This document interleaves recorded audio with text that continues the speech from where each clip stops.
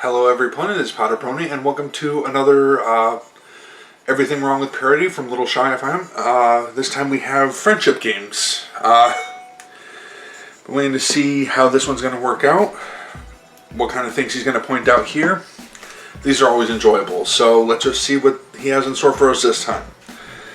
Starting the video in 3, 2, 1, and go.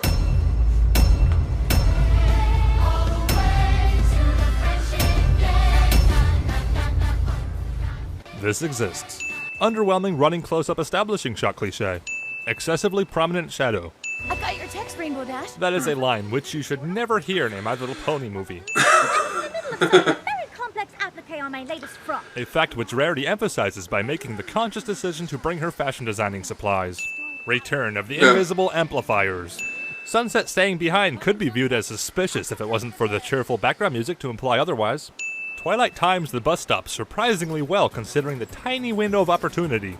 But I still can't quite grasp what it's all about. Movie lets you think that it will provide answers before the credits roll. Spoiler alert, it doesn't.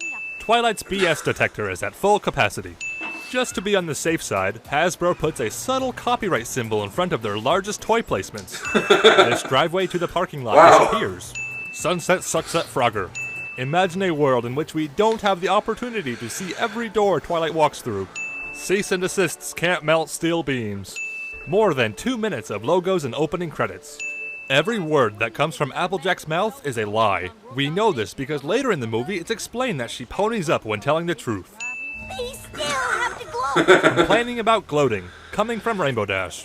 Not everything Yeah, has to be nice. Pot calling the kettle black there, Who right? is she trying to convince? Sunset or us?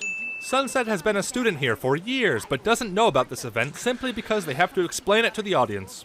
This time, Yeah. things are gonna be Makes sense. Irony.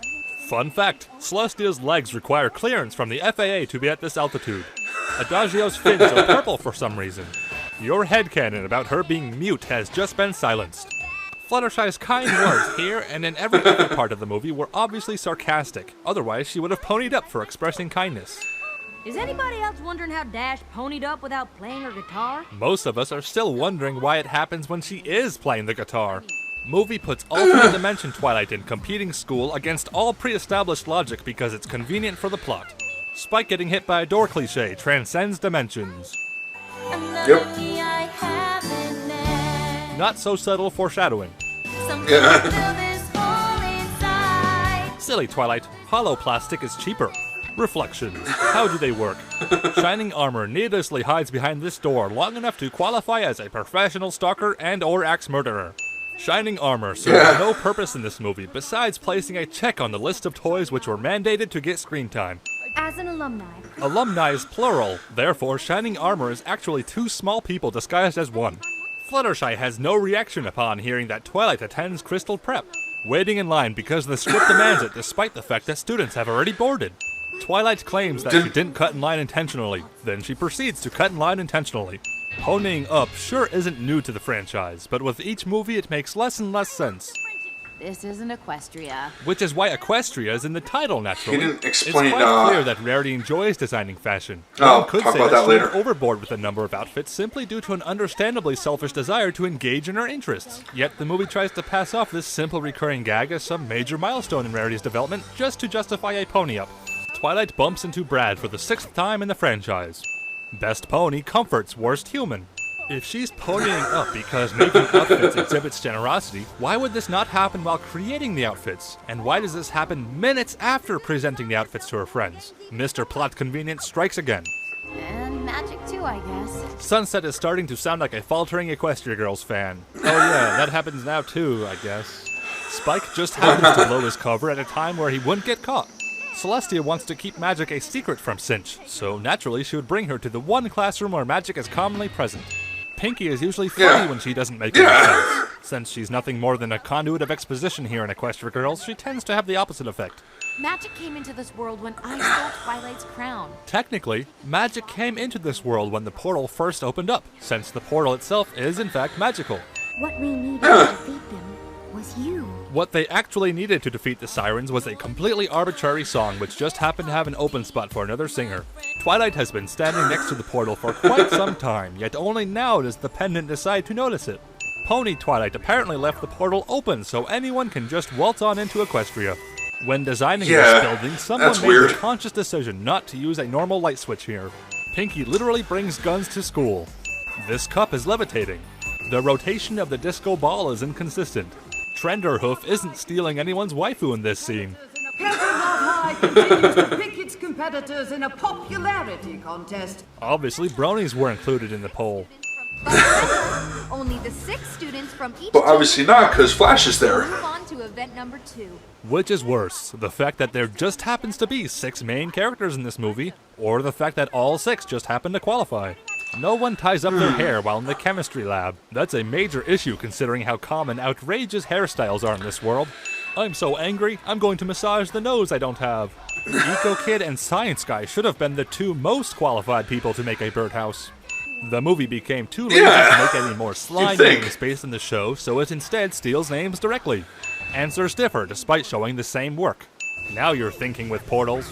Element of kindness magic can make animals talk because reasons.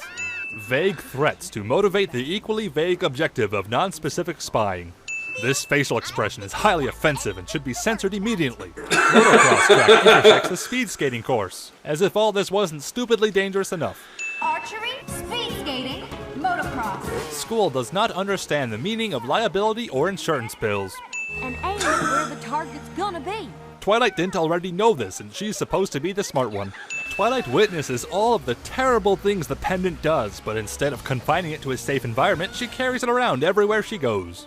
No one immediately notices these dimensional rifts and otherworldly monsters. The scoring system is so arbitrary that even the animators give up on it mid-competition.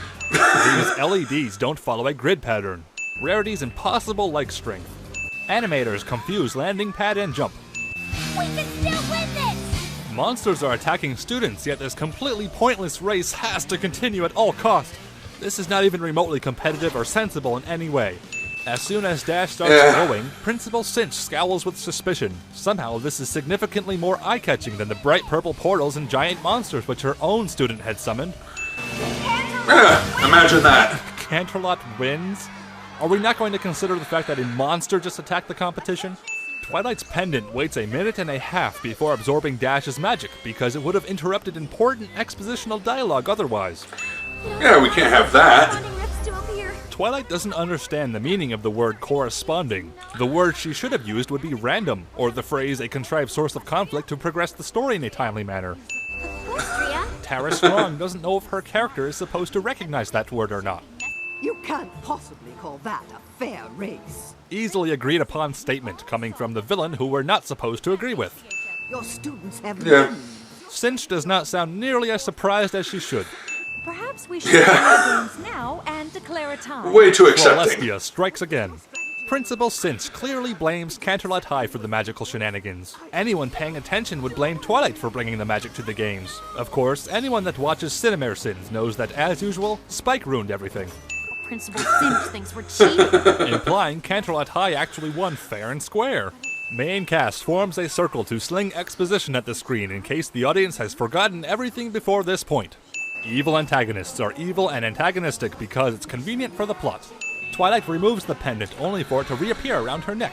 Twilight isn't holding the pendant much differently here, but for some reason the pendant decides to go full-on Dragon Ball Z simply because the movie needed a climax. Twilight goes from sweet and innocent to a greedy genocidal maniac, then back to sweet and innocent in the span of just a few minutes. You want a pony movie? Well, here's your movie, there's your pony, now shut up and buy more toys. If the Principal Cinch can't be bothered to stick around to see what happens next, why should we, the audience? These humans clearly enter Equestria without turning into ponies. Even this movie agrees that the mirror's logic behind transforming characters based on the world they are in is completely arbitrary. These students don't think that running away from mortal danger would be a good idea. I've been where you are. Yeah, for some reason. The same mistake you're making. Third movie confesses to being a repeat of the first. The Human Five still possess their magic even after having their magic taken away because it's convenient for the plot. Sunset clearly harnesses the same magic as Twilight, therefore proving that evil Twilight isn't a product of evil magic, but rather her own greed for power. I plan on taking all of this up with the school board. Good. I'm sure they would be very interested in hearing all about the magical students. Celestia strikes again. Celestia forgets that cell phones exist, and that everything has probably already been uploaded to YouTube by at least a dozen students. I'm not so sure now is the time for me to apply to Everton. That's a good Movie takes point. the best example of a concept which even remotely resembles stakes or motive of a character and throws it out the window. You could transfer to this school. It's a piece of cake to get in this school. Just walk in and tell everyone you're new. No one will think anything of it. I think I may have figured out how magic works in this world. We pony up when we're showing the truest part of ourselves. Throughout the movie, the audience has kept wondering what the answer to this mystery was, but the final explanation is basically, magic happened, so screw you. Yeah.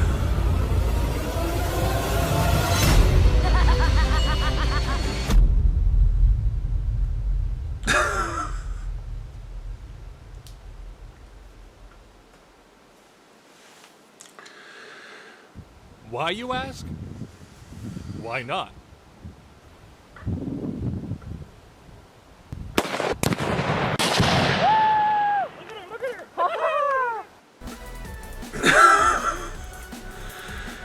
Alright. So, that was everything wrong with My Little Pony friendship games. And, yeah, a lot of things pointed out there. A lot of nitpicking and various things, like, and a little bit of technical issues that he had pointed out, but otherwise really entertaining. One thing that bothered me, though, was the fact that nobody noticed the fact that she was wearing a Crystal Prep Academy uniform as she was walking through the school, and everyone was saying, "Hey, Twilight, hi, Twilight, how's it going?" Nobody brought that up at all. Everyone's like, hell, even Flash is like, "Oh, when you're here," it's like, Jesus Christ, man, you not notice that she's not playing for your side this time? Anyway. That was one of the things that I had little issue with, but everything else seemed fine. And I did enjoy the movie, but this was also funny. Just like little nitpicking stuff that's always entertaining. So, I want to thank you all for watching. Hopefully you enjoyed that. And I'm just going to end this one here. Alright, take care. Bye.